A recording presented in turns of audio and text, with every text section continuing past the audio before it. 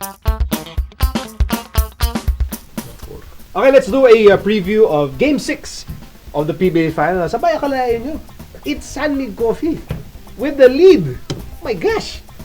Umalabas yung experience nila. No? Ayun ba? That's what you think, experience. Yung composure, even si Jason was talking about it last night na yung composure, yung execution, dun mo talaga masusubukan. It was a 2-2 series, Game 5. Nakita mo no na in the last 5 conferences, pangatlong finals appearance na netong San Mig Coffee. Yung Petron, individually, dami nila na vast experience. Pero as a group, ngayon lang sila nagsama-sama ulit at this level.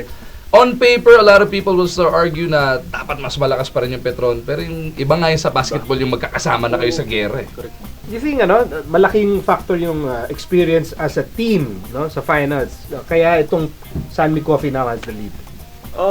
Sa akin, malaking bagay yung experience na magkakasama yung buong team. Plus, a Superman import.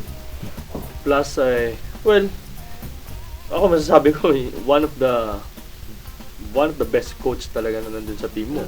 You can't go wrong with Tim Cone, di ba? So, I think, yung ginagawa ng Tim Cone ngayon is, pinapalabas siya lahat ng yung mga experience ng mga players niya. The way he parang adjust every game. Ang dami niyang ginagawa sa bawat players, like kay Mark Baroka, 'di ba? Every game just like one game Alex Malyari naman, 'di ba? So yun yung sa tingin ko na kaya ako na-surprise ako kasi lamang San Mig Coffee, kasi talagang Petron talagang bet talaga diyan eh. So ngayon talagang Gising pa ba to? Nakikinig. Relate to eh. O magpasalamat ka na. Salamat ha.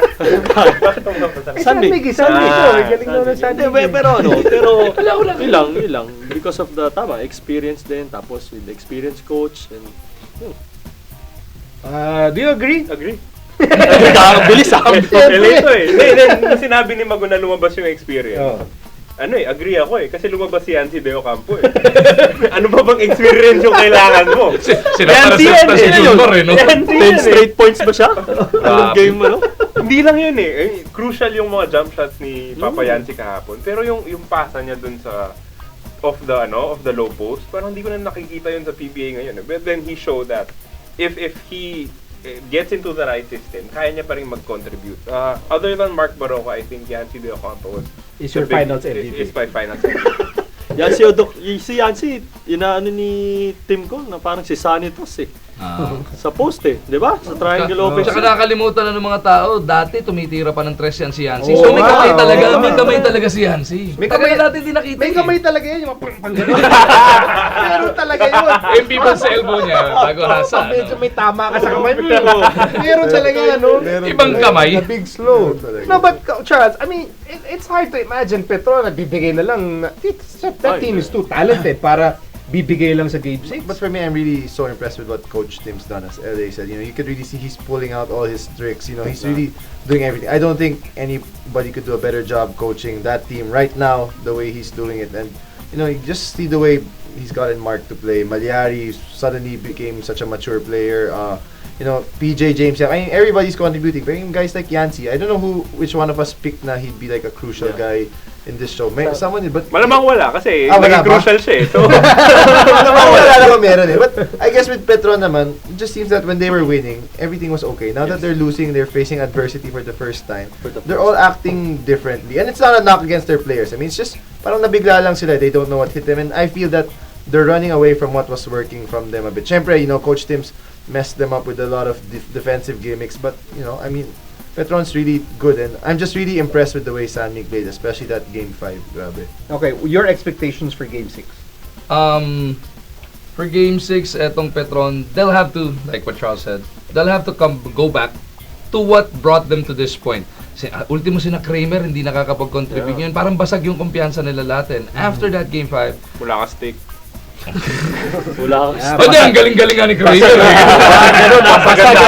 Basag ang kumpiyansa. Hindi, galing-galing. Pagbalik dun dito, sige, good luck. Basag mo ka.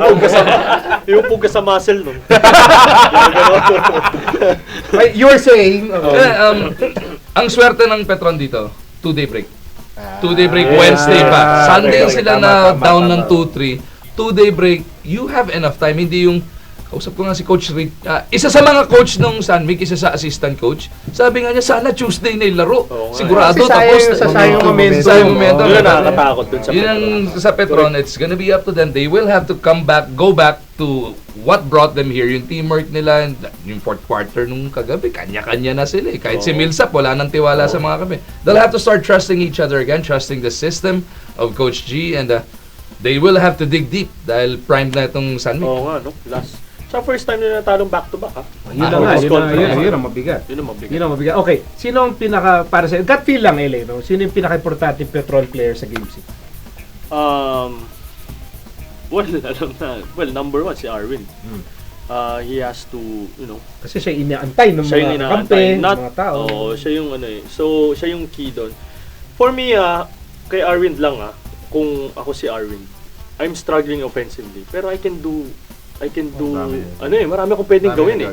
Defensively, or rebound, pulot, set screens, or whatever. Basta, ando lang ako, para yung presence ko, kahit hindi ako score pero yung presence ko nandun. Malaking bagay yun eh. Diba? Like, ginagawa ni Tim Kung kay James. Yung crucial yung stop ni James. Grabe yun. Grabe yung dinipensa ni James. Kulang na lang sumuot sa loob ng James jersey is nila. struggling all throughout the conference, di ba? All throughout the conference eh. He's struggling pero nilagyan siya ni Tim na dumipensa ka. Hindi mo naman struggle ka sa offense, dumipensa ka. Lassiter yung binantayan, ha? Oo, Lassiter yun, ha? Lassiter yun, ha? So, He was really yun lang. trying. For me, Arwin is the key. Arwin, okay. Arwin is the key. Okay, for Sunmic Coffee, who is the key? Sabihin ko pa naman, ready na yung sagot ko Okay, sa sagot Petron. ko. Pwede Petron na lang. Sige, Petron lang, Petron Junmar lang. Fajardo. Junmar. The worst thing that happened to Petron in Game 5 was that they hit 10 triples in the first half. Which means, makakalimutan si Oo eh. Junmar. Yung opensa kasi ng Petron, it works best when it's outside in. Okay. Lahat kay Junmar muna, pag na-establish nyo siya, tsaka tayo tumira ng tres. Okay. Pero dahil nagpapasok yung tres ni Tupid, they abandoned Fajardo in the third quarter. Somehow, Hindi nila na-foul trouble si Blakely. No? Actually, Hindi eh, hindi rin yun na nga eh. kinaya eh. Pero para sa akin, it's important to establish Junmar Fajardo early on in the game, in Game 6, for them to have a chance. Okay. Charles, most important player for Sunmic Coffee, they want to finish it. Isipin ako ng Petron eh, pero Sunny Coffee. Be ready for Si Blakely, anything. si Blakely. Blakely. Well, local na lang. Kasi si Blakely, obvious naman. Obvious naman. Obvious every Oh, James Yap pa rin ako. James Yap. Kasi nga nagko-coffee kayo. Joke lang. Kita naman yesterday, he made the big Kokol basket. kayo, kokol, Kokol. He Yung made the 5 straight points. 5 straight grabe. points when they needed. He made a crucial stop on March. He's good. Oh? No, hindi nga. Yung babalita. Balita. Chismis yun, Dalawa lang naman MVP noon. He's good, ha? Taas ang standards mo, ha? Okay. Kaya kasi sinasagot ng mga rookie, eh. Hindi sinasagot yung text mo, eh. Okay. Hindi. Ay, ano yung iniisip mo? Basketball tayo kung ano iniisip mo, eh. Babadbud na naman yan. Ikaw, sinong... Sana, hindi ba? Huwag ka na umirit. Iwata. Huwag ka na umirit. Most important Sunmic Coffee player, Game 6. Baroka pa rin. Wow. Baroka, yung pinakita niya, dalawa ng... He's on his way. On his way, saan? Wag ma-jinx. So, he's on his way to Finals Finals MVP, maybe. MVP. Ah. I Ibang agree. klase nilalabas. Both ends I of the agree. floor. Oh. 22 points, 10 assists. And yung depensa niya, no? Siya tumipensa kay Millsap. Nakuha niya dito. Kay Millsap. Millsap, Kay no? Millsap. Grabe, no? Galing kay LA. Oh. Sino yung binatayan mo dati? Millsap. Millsap. Lol. Pili Ray Biggs. Oh, okay, prediction. Ayan, ha. Yan. Ayan, LA, ha. Yan, Kailangan prediction, sumali ka kasi Oo, dito, prediction magaling kami na. magkamali. Kunyari, hindi ako. Oo. Hindi ako... Huli-huli na kita para, ano. Hindi, kukupiin ko lang siya eh. Parang Okay, Charles, go. Who will win Game 6? Petron na lang siguro. Bakit ka ganyan? Yung may conviction naman, yung naniniwala ka sa sagot mo. Go! I don't believe in... I'm not so sure, I'm not confident. Pero Petron. Petron. Mga 55% chance. Okay. Game 7 to. Petron. Wala na. Tapos na. Kailangan na mag-go. Tapos na. No heart, no chance in hell. So we'll have a Game 7. Carlo. I have a strange feeling that San Mig will somehow pull this off. Not bad. Not biased. Not Sabi biased, mo, ha? that feel, hindi ko ano yung gusto mong mangyari.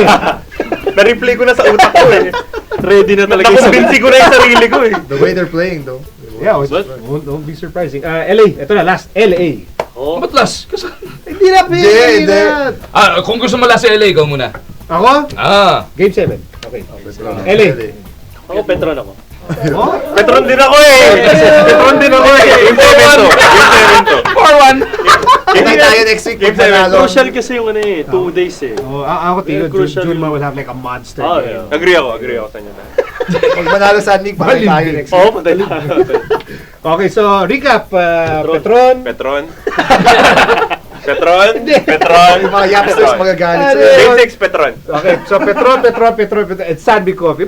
Kung manalo Sandy, Well, di siya lang ang ikaw. tama. Ikaw. Oh, pag nag-champion, di ikaw lang ang tama. Ikaw Good lang luck, kasama sa bonus. both teams. Game 6. Oh, good luck sa ano namin.